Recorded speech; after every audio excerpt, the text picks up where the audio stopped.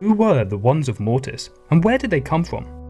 The Ones of Mortis are some of the most powerful characters we have seen on screen in Star Wars, and some of the more mysterious characters from the Clone Wars TV show.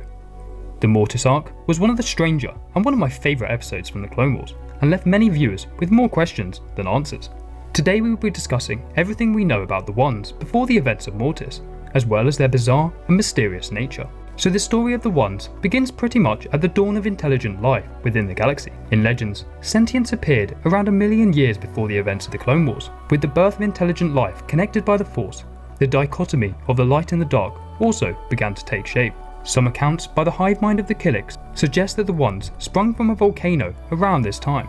Some believe that the Ones were somehow related to the Force itself, and were embodiments of the Force made physical. Others believe that they were in fact part of the precursor celestial race, who became so advanced that they became part of the Force itself. Regardless of which theory is correct, these powerful beings settled on an ancient jungle planet located in the Maw, where they lived in harmony and bliss.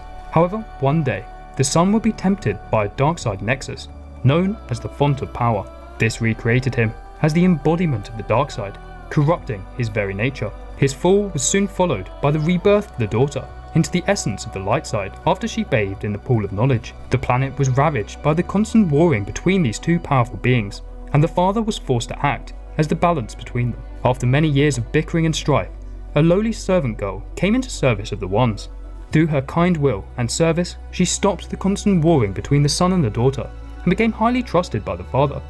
So trusted in fact that she became the honorary mother of the family. Under her guidance, the son and the daughter worked together to rebuild their world, and harmony was restored.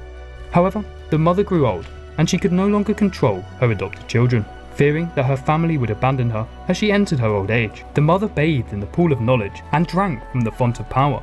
Now transformed into the hideous being known as Abeloth, the mother used her powers to dominate the son and the daughter into submission. The Ones would flee the planet, leaving Abeloth behind, maddening her as her greatest fears came true.